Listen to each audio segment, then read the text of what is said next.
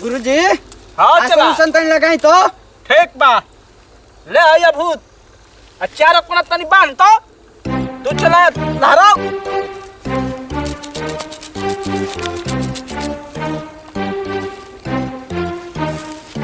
सकीले डाली गुरुजी। हाँ हाँ बड़ा लहका तो गुरुजी। हाँ चला आज की ग्राहक ना होता आओ ना ठीक बा असर लगा दे ले जाओ हमरा कहानी बरसा रे हमरा कहानी बरसा आई हो बाबा आई हो गूगल बाबा जैसे हमारा के बचन ऐसे हमारा जो बचा लिए दादा गुरुजी हाँ चला इतना बारह यार बा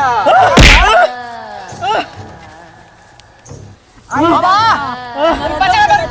बचा बाबा हाँ चला बड़ी मारत बाबा बड़ी मारत ना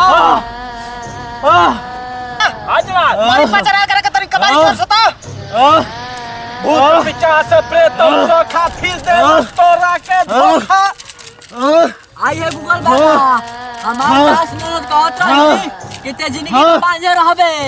लेकिन जहिया से देखले बानी ओ दिन नंबर 3 गो बेनवा बेटा भइल बा बोल कहाँ से आइले हमारा देवास पर भूत कहाँ से आइल रे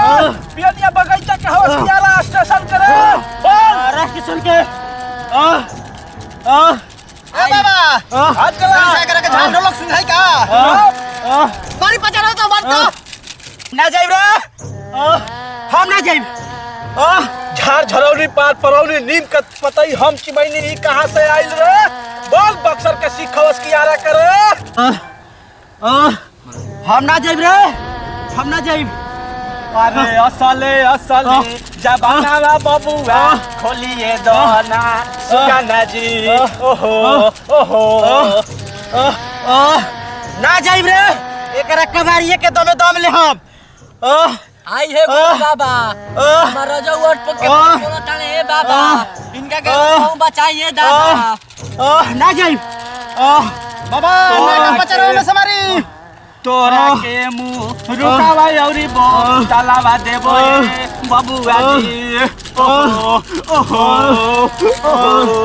अरे हथवा जोड़ी की नतिया कोरी नजरिया दे दो बबुआ जी ओहो ओहो ना जाइब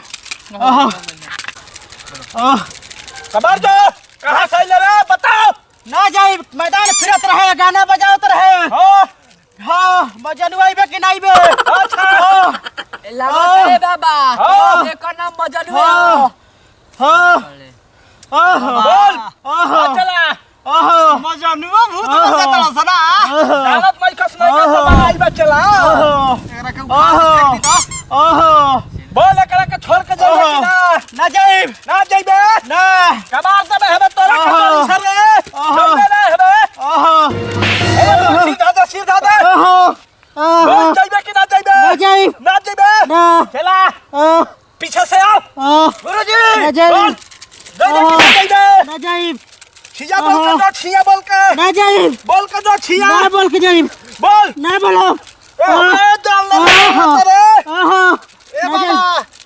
जाइबे कि ना जाइबे बोल जा तंद्रे बाबा गुरुजी चला अरे करे पे पलटी पलटी बाबा दादा रे दादा बाजी ये दे होबे गुरु बजे आखिर बाबा चला अरे असले होई बय मती दादा का बारी ये दे होबे गुरु बजे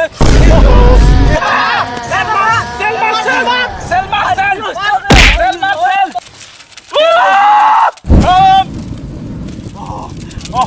बाबा घुमाई का तरी घुमाई घुमाओ कोना बाल कोना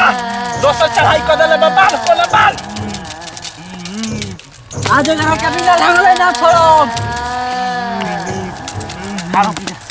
बाबा हो गई पीठ ठेकर पीठ ठोक शर्मा जो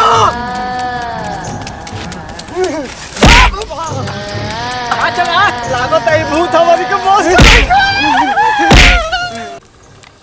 ए गूगल बाबा होई सिंगार बॉक्स कॉपी ओझाई के पीछे में मत रही। चले बाबूआ चल जो छिना रहे सारा ठीक होई हम चल दूसरा बोल कहल जाओ।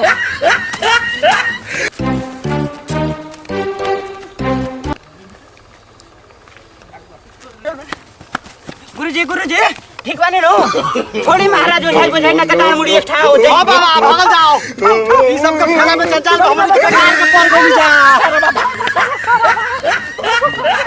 नमस्कार प्रणाम। हमनी के आप सबके छोट भाई भतीजा